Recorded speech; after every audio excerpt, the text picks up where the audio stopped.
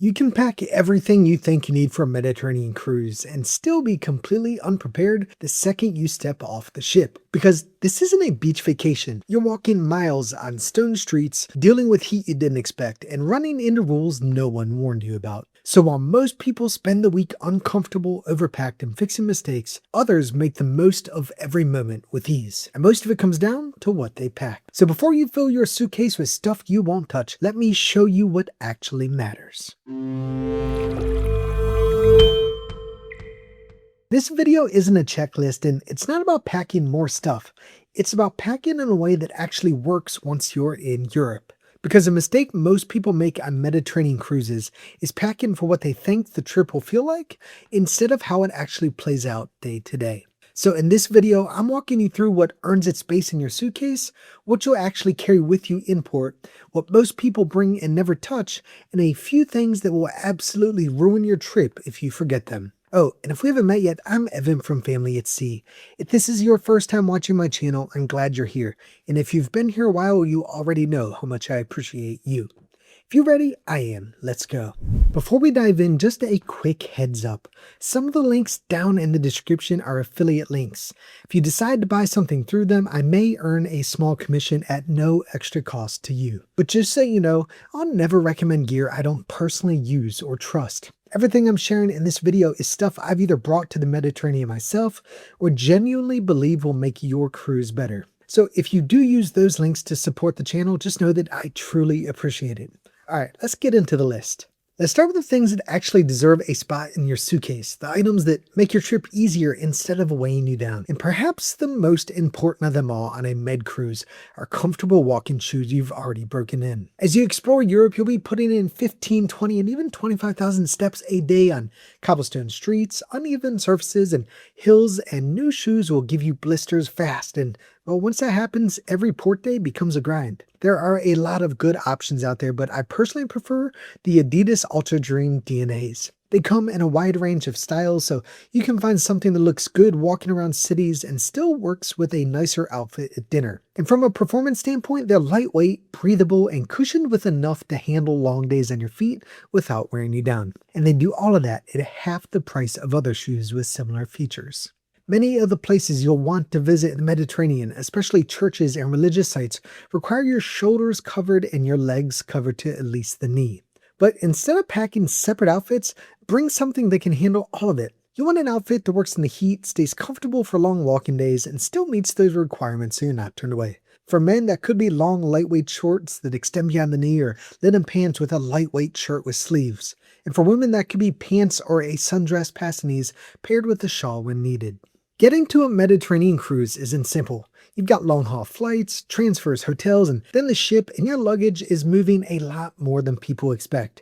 And you're the one dealing with it in between. So if your bag is heavy, awkward, or doesn't roll well, you'll feel it pretty quickly. And that's why this is one area where quality actually matters.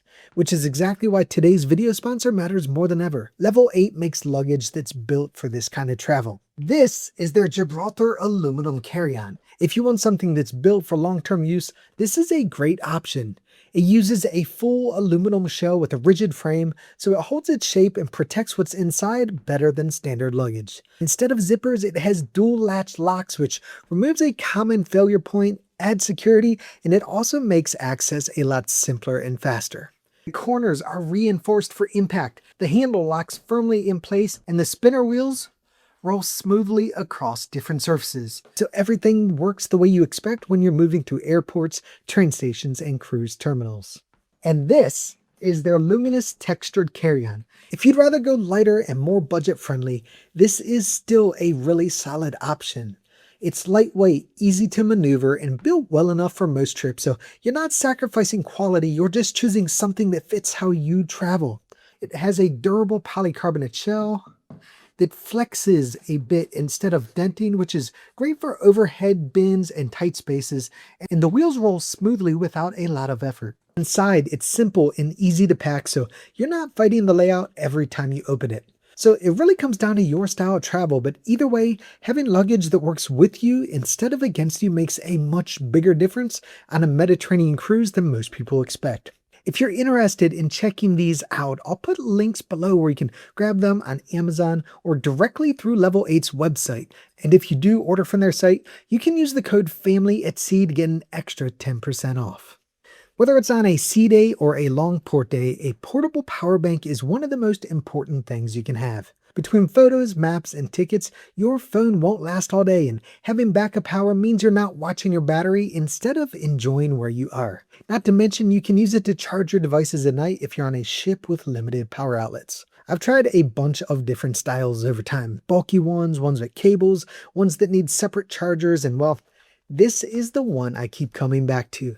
It's lightweight, fits easily in your pocket or bag, plugs straight into the wall for charging, and has built-in connectors for both iPhone and Android. So it's simple, compact, and all of this for under $30. A pro tip here, get two of these so you can always have one charging and swap it out every time you stop by your cabin. Another thing I never cruise without anymore is a cruise-approved power hub. Most cabins just don't have enough outlets, and Mediterranean trips usually mean more devices than normal. But the tricky part is that not all power strips are allowed, and some cruise lines have tightened the rules recently. But after a lot of trial and error, this is what I bring now. It's been compliant on every cruise line I've sailed because it has no traditional outlets, it's just USB. One of the first things I typically do on any cruise is set up a charging station with this where I'm able to charge every device we bring with us on our travels. Between this, portable power banks, these are two of the most essential items we bring not just on a Mediterranean cruise, but every cruise we take. The European power adapter is one of those small things that can save you a major headache. If you're bringing a power hub, you might not need this, especially if your hotel has at least one American outlet, as the cruise ships most likely will, but that's not something I like to assume. So if you've got the space, it's worth bringing one just in case, so you're not stuck without a charge if they don't have an American outlet. This one here is compact, easy to use, and most importantly, it's approved for cruise lines, including Royal Caribbean, so you won't run into issues bringing it on board. Lightweight, fast-drying clothes, especially underwear and socks, make a bigger difference in the Mediterranean than most people expect. You're going to sweat, you might get caught in rain, and you'll be out for long days without a chance to change. And fabrics that dry quickly, don't stay damp, and get uncomfortable fast. There's a lot of options out there for quick dry clothes, but search for moisture wicking clothes on Amazon and you'll find plenty to choose from. Most of your time in the Mediterranean isn't spent on the ship, it's spent out in port, so this is the stuff you'll actually carry with you all day. A crossbody bag is one of the easiest ways to carry your essentials around the Mediterranean without slowing down. You'll be out for hours at a time, so having something compact that keeps your phone, wallet, and a few key items organized makes a big difference. And some ports, unfortunately, are known for pickpockets, especially in crowded areas. And this one also helps keep things secure, so wear it across your body and keep it in front of you. And the one I recommend here is built for travel with locking zippers, RFID blocking pockets, and a slash-resistant strap while still being lightweight and easy to carry all day.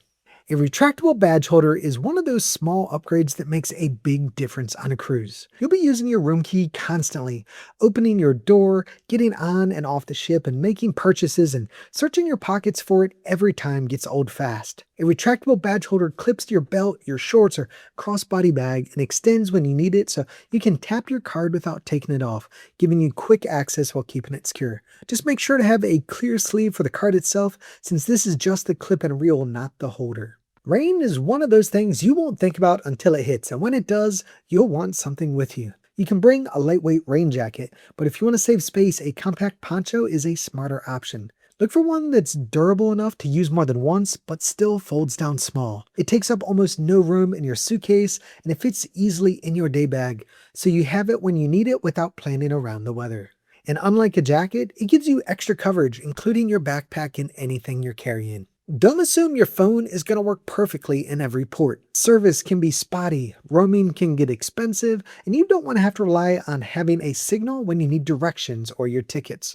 So before you go, download maps for each port and take screenshots of your tickets, tour details, and ship all aboard times. That way, even if you do lose service, you still have everything you need right on your phone. Heat hits differently in the Mediterranean because instead of lounging by a pool or by the beach under an umbrella, you're walking through cities with very little shade. And that's where something like a simple cooling towel or neck fan can make a big difference. A cooling towel just needs a little water to activate. Then you snap it and it stays cool for hours. It's lightweight, reusable, and easy to keep in your day bag. And if you want something even more hands-off, a neck fan sits around your shoulders and gives you constant airflow with adjustable speeds. Neither takes up much space, and they're both low-cost options to make hot port days more manageable. In addition to staying cool, you need to make sure you stay hydrated. And a collapsible water bottle is one of those small things that makes a long day a lot easier. You're walking for hours, often in the heat, and buying water at every stop gets old and expensive fast. This style stays lightweight and flexible, so it's easy to carry when it's full, and once you've finished it, it collapses and takes up almost no room in your bag. You may not be lounging on the beach, but sunscreen is still essential in the Mediterranean. With long port days and very little shade, keeping sunscreen applied throughout the day is critical because nothing ruins a cruise faster than being fried to a crisp. I personally prefer spray sunscreen because it's quick and easy to apply without having to stop what you're doing for extended periods, and you don't have to deal with lotion on your hands, which means you're more likely to actually use it consistently, which is the whole point anyways. Look for one that's sweat and water resistant and at least SPF 50 like this banana boat sunscreen, so it holds up when you're walking around in the heat, not just when you first put it on. Sunglasses are one of those things you'll end up wearing all day in the Mediterranean. Between the sun, the reflection off water and buildings, and just being outside for hours at a time, your eyes take a beating if you don't have them. A good pair keeps you comfortable, cuts down on glare, and lets you actually enjoy where you are instead of squinting through it. I look for sunglasses that are lightweight, have full UV protection, and polarized lenses. They don't need to be expensive to be good, just something that you can wear all day without thinking about it. A blister kit is one of those things you won't think about until you need it. You're walking a lot in the Mediterranean, and even with good shoes, hot spots can turn into blisters fast, and once that happens, every step is painful. Having something like moleskin bandages lets you deal with it early before it becomes a problem. It takes up almost no space, but it can be the difference between pushing through a long day comfortably or cutting it short because your feet aren't holding up. A lot of what people pack for a Mediterranean cruise makes sense at home, but once the trip starts, it just ends up taking space. And too many outfits is the biggest one. You don't need 3 different outfits for every day in every scenario. In reality, you'll find yourself reaching for the same comfortable, versatile pieces over and over. The more you pack, the harder it is to stay organized, and the more you end up carrying things you never even use. Dress shoes that aren't comfortable to walk in all day are another easy mistake. You might wear them for dinner once or twice, but the rest of the time they just sit in your suitcase taking up space. And on a Mediterranean cruise, comfort wins. If your shoes can't handle walking, they're not going to get much use.